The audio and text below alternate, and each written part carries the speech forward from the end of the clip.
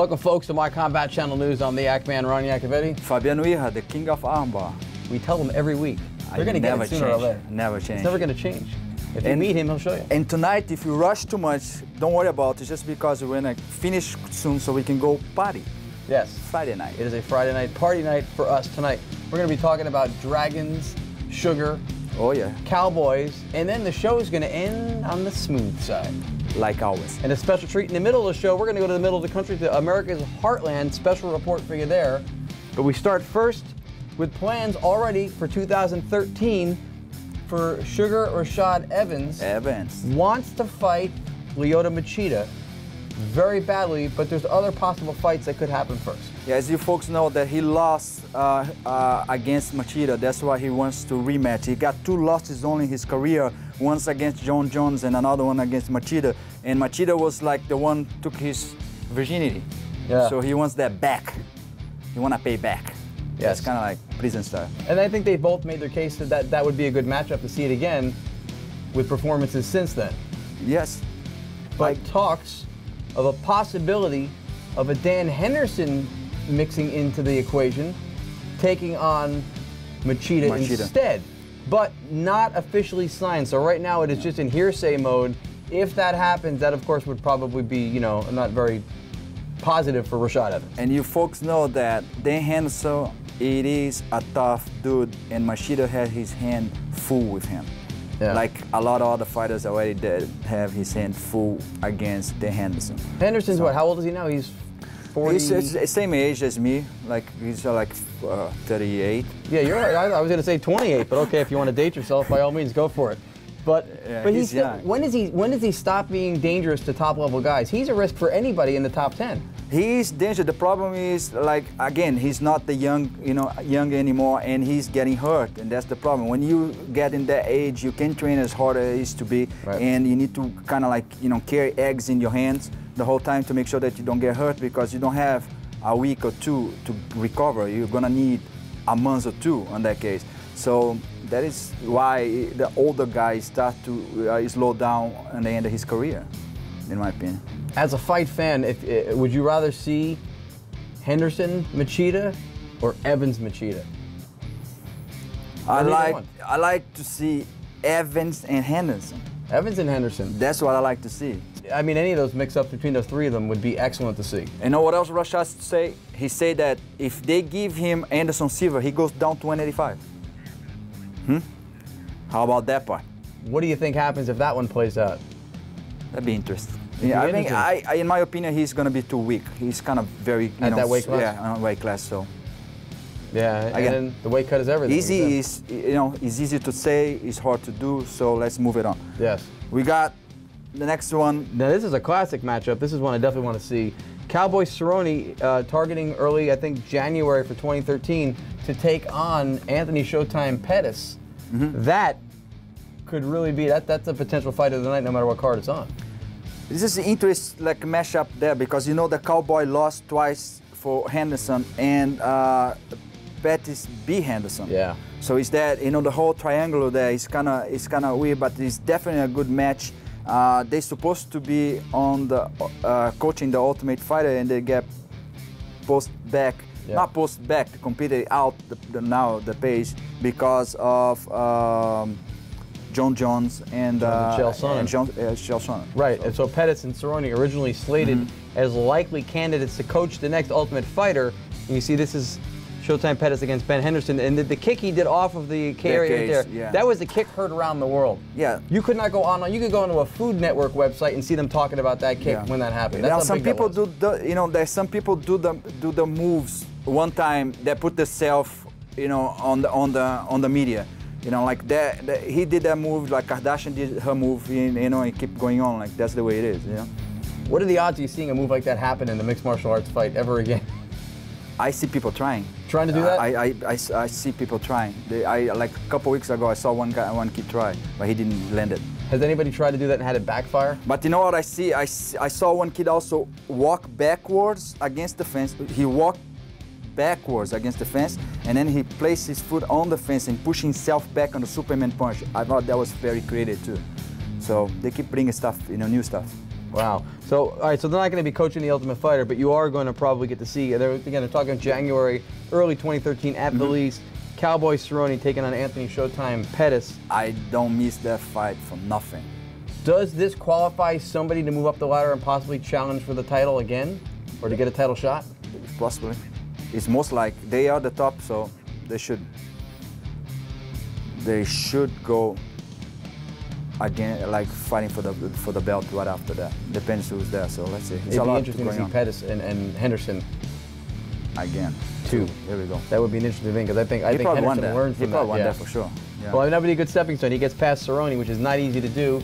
He earns himself that shot. Maybe they put it together. Shots that sometimes is catch on from some photographer. Yes. And fighter get himself in some situation that we more than welcome to bring to you guys. Yeah, when we find these odd moments that get captured in our sport sometimes during the off moments when it's not really performance, we like to share those with this episode's WTF moment right here. Compliments of Shinya Aoki. And we see the image of him right here. We can bring that up. There you go. That's him saying, look, I'm not wearing my rubber guard. Even if he does, you know, because he's Japanese, I think he got too much to worry about. Yeah, that is spoken in the international language of obscene right there. That's, you don't have to know what he's saying to know that he's signaling out a certain area. Yeah. You know what it's not. Was that accurate? Okay, go. You know I have Japanese. I know you have, so I wonder if you were speaking it or not. Only when we found out. If you know what he just said, go to our Facebook or our Twitter twandle or our MySpace, whatever. Arigato. Yeah, we'll go to those and tell him what he said, or tell me what he said, because I have no idea. MyCombatChannel.com on Twitter and also on Facebook. That's when we come back, we go to America's heartland for a report about possible retirements. Let's find out what Matt Hughes doing. Yeah. Matt Hughes doing.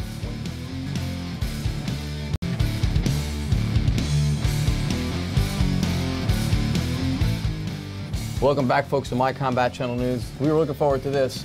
Once again, one of our correspondents out in the field bringing the news to you. We go to a very segment we wanted to go to while an important thing in our sport. A lot of times in combat sports, circumstances come up where an athlete, even when the fighter is adored by their fans, it comes to a point in their career when even those who love them want them to retire rather than fight on. But oftentimes the case is the fighter simply stays in the game longer than they should. Well, fighters, we are fighters. We fight. That's what we do. Okay? And sometimes we definitely don't know the time to stop. Yeah. Well, there's no question that happens sometimes. Now, we're going to go to a guy now who does not know how to stop, does not know how to quit. But he's here to bring us a story, and he's coming to us live from Matt Hughes' home state of Iowa. Ian, sir, what do you got for us? Hold on a second, guys. Let me let the traffic die down for a second. Yeah. All right, good. Awesome. Hey, I'm fantastic. Thanks for asking. Seriously, this place is the real heartland of America. I mean, it has everything you could possibly want, except to do. Ian, doesn't matter what we send you, right? You always look like you're unhappy to be there. Well, you know, because think about it. First, it's the Middle East, and now it's the Midwest. You know, what happened to, hey, let's go to Ian Harris live from the Playboy Mansion covering tonight's fight action, huh? That never happens. Anyway, I'm fine. I'm here, and there's one thing I am absolutely sure of, beyond the shadow of a doubt. All right, and that would be what? That undoubtedly, unequivocally, and with absolute certainty, Matt Hughes is maybe, positively, most likely close to announcing his potential definitive retirement. Yeah, I know. That's what I thought at first. It's like either you're in or you're out. Maybe. Ian, what is the real story there, and why won't you commit to anything? Exactly. And I'm quite certain that I do not know, sir. Okay, I'm completely lost here. Yeah. Okay, look, I've had the opportunity to talk to Matt's camp, his family and friends, and all of them agree that he is seriously considering retiring for good from combat in mixed martial arts. All right, so now we're getting somewhere here with this. So what you're saying is that fans can expect Matt Hughes to be retiring. No, no, and no. Sorry, sir, but no. Look, guys, do I have to hold your hand through everything? Seriously, do you not read between the lines, right? Do you not see to what end this is being done? Do you have any idea what's going on here? No. No, we really don't. Jumping Jesus. All right, look, guys, the writing is on the wall, right there in front of you, for the most part. Dude, stop that way, okay? Just talk. Let it go. Yeah. Fine. All right, look, what I'm saying is that whenever a fighter says, okay, I'm done, I'm hanging up the gloves, it never means that. It means that in a few months, he'll be back for the love of the sport or the money or whatever it is, right? But his ass will be back. That's a guarantee, right? Now, for Matt Hughes, he says, you know, it seems like he's retired, right? Though he's not officially announced it, right? That means he's retired. You follow me now? See, when they say it, it's it. When they don't really say it, it's for real. So you can't, right? You can't base that on some guys retire and then why they come back thing. You said yourself before that folks do this in the sport for different reasons. Yeah, I'm pretty sure that it was I who said that, I think. But whatever. According to Wikipedia, that is. Later I'll get to that. You know, you guys, I'm a little bit behind on coining phrases and putting them on Wikipedia these days. But look, this whole announcing retirement when everyone is pretty sure it won't last is called the Evander Holyfield factor. Okay, guys like Hughes, should he officially retire, will make a comeback or two. They always do, right? They take on guys that a vintage Hughes would decimate like a tin can under a steamroller, right? But this born-again warrior will end up losing. And then what happens? He'll want to avenge it, and then he'll lose again, and then he'll want to avenge that, and then he'll lose again, all right? Until we finally have ourselves the GFC, the Geriatric Fighting Championships. Old fogies with sponsors like Depends and Preparation H and boner pills all over their MMA bloomers. Frankly, not a day I'm looking forward to seeing, okay? Plus, you guys gotta keep this in mind. Matt Hughes loves killing things, right? He recently went to Africa to hunt zebras and wildebeests and elephants and meerkats and who knows what, right? And the UFC is going to China. You don't think he would jump at the opportunity to fight on a Shanghai card where he can go out after a couple days and maybe take a few pandas home for the collection, right? I mean, come on, it'll be like endangered species versus endangered species. Then where's it gonna stop? UFC's going to India. The animals there, they're like people's dead relatives. Cows are gods. Come on, Matt Hughes, he would get in so much trouble. You know he can't resist having a god hanging on his den wall next to his collection of rhinos and dodos. It's like, yeah, check that out. Yeah, no, next to the dodo. Yeah, that's a god. I killed that. Darce choke. Check it out, right? Think about it. So here's the thing. Your answer is that your question is Matt Hughes going to retire? Is Matt Hughes retired? The answer, absolutely for now. All right. Yeah, somebody shoot Ian Harris. Ian, thanks for the report. He makes a point. It's a non-committal retirement. Perhaps we'll hear more. Yeah, you know that we are live, so you better get out from that city as soon as possible, because if Matt Hughes follow up our news, you in trouble, buddy. You better cross the border fast. And by the way, great hat. That hat was amazing. I don't know who gave it to you, but yeah, all right. Fit the purpose. When we come back, more My Combat Channel news, and we'll keep bringing you reports like that because we have a whole team of reporters. You haven't seen them all yet. Don't go anywhere because we're going out soon. Yeah.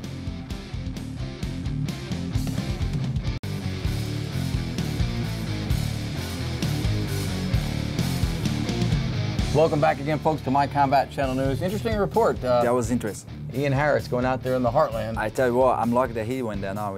I hope his car had gas in it too, because if he got stranded there, you see the traffic there is crazy. I don't even think AAA will pick you up if you get stranded out there. No, AAA. They don't have that over there.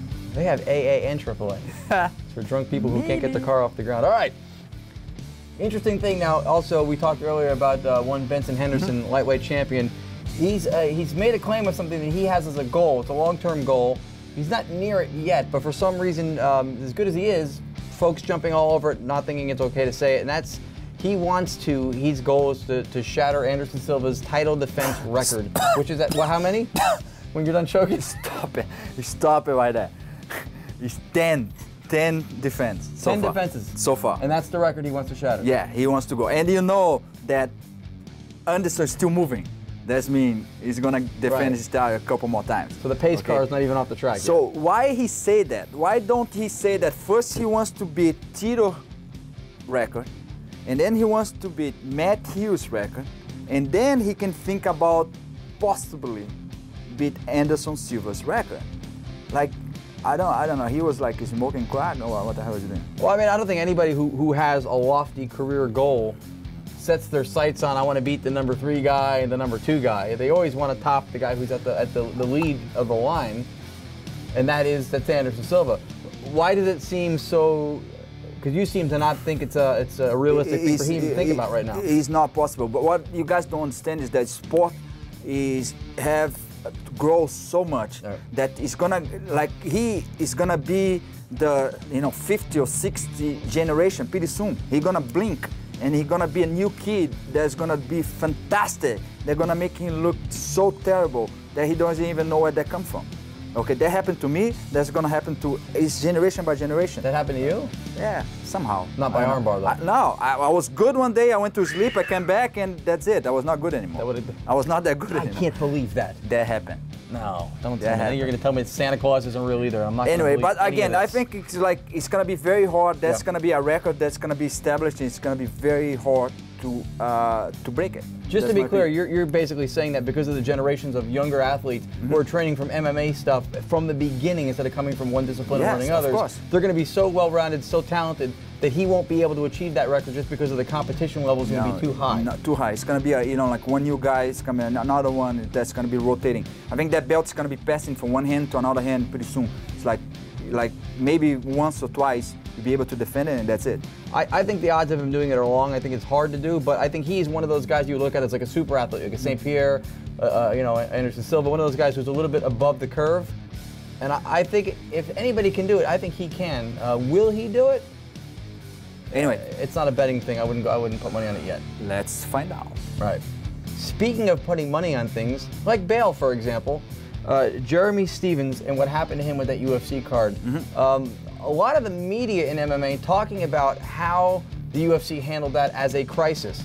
Because what happened was when him and Yves Edwards' fight was in danger because he was arrested for a felony from out of state, Dana was tweeting and they were still putting out, he's going to be on the card. We got him. He's going to be out. We're getting him on the card. Behind the scenes, as Dana said on a previous show, we showed the clip, negotiating with the authorities. They say, okay, we'll let him out. Then they renege on the deal. Then he has another deal with them. Then they renege on the deal. But they're still putting out there that he's coming back when they don't really have confirmation of it. And they did this more than once. Well, folks, if you follow the sport and if you kind of know Dana White a little bit, you know that he's kind of like that guy that doesn't accept things kind of, he gets his way. The other way. He wants to make his way. And because of he end up making a mistake in the beginning, that tweet that he's going to take him out and he's going to be on the show, he push harder to make that happen, and he put himself in a situation that he could take himself out. Yeah. So I'm agree with you. They should not, be saying that. In that point, I think that fight should be canceled, and that's it. And again, he was not even the main event. I don't know why to push that harder, and I think that the whole situation become extra promotion for the whole show. Yeah. Now you use a key word that I want to jump on, and that was mistake. Because I don't think Dana was lying. I don't think he knew he couldn't do it. I think he believed he was going to get him out. No. He was definitely not lying. He doesn't need to lie. Right. And they did that with UFC 151 too. When they lost the main event, they were saying that Mycc would step in for the fight, and Mycc hadn't even confirmed it, and then he did, and then the whole card fell apart. So again, putting out possibles as definitives, and then bouncing back and biting him in the rear in the media. I tell you who else not lying. Who's not lying? Aaron Gates, showing you who's the top 10 on the heavyweight division. Yeah, she wouldn't lie to you. She wouldn't. To us, yeah. Let's sit down straight, guys. Not so much. This is Aaron Gales, and this is your top 10 heavyweight division. At number 10, we have Travis Brown.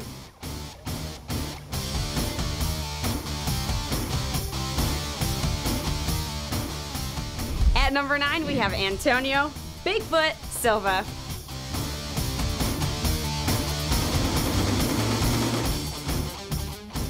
At number 8, we have Josh Barnett.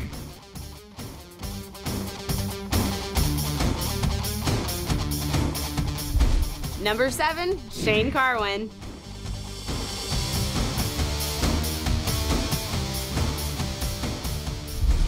At number 6, we have Frank Mir.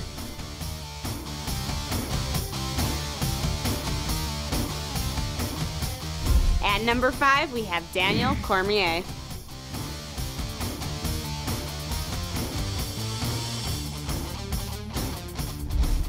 And number 4, Fabricio Verdum.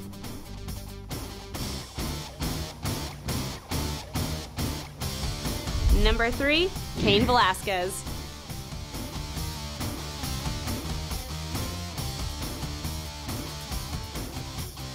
And at number 2, Alistair Overeem.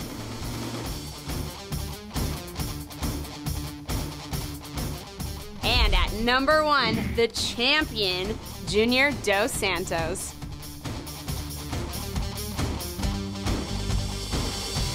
Thank you so much for watching. I am Erin Gales, and that was the Top 10 Heavyweight Division. So there it is, your top 10. It's Great, the Erin best Gales. moment of the night. Yeah, that's the only reason we're here. We don't even like doing this show. Just to watch that segment is pretty much why we show up and brush our teeth. So don't forget too, folks, you can catch us all week, but if you miss the shows during the week, you can catch us on the weekends on TV. They show them all the time. Thank you again, folks, to enjoy so much our job the whole week, and more coming next week. Let's catch up what happened this weekend, and I see you guys back on Monday. Have a great weekend. Have a great weekend, because he says so.